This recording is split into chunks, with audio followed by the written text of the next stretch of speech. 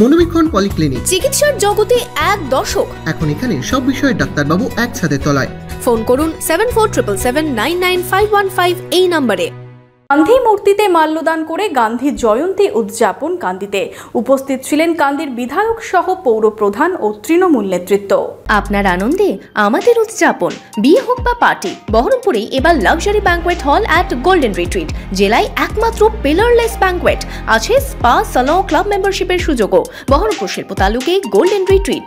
গান্ধী মূর্তিতে মাল্যদান করে গান্ধী জয়ন্তী উদযাপন কান্দিতে। কান্দি পৌরসভা, কান্দি পঞ্চায়েত সমিতি ও তৃণমূলের বিভিন্ন শাখা সংগঠনের স্থানীয় জনপ্রতিনিধিদের তরফে বিশেষভাবে দিনটি উদযাপন করা হয়।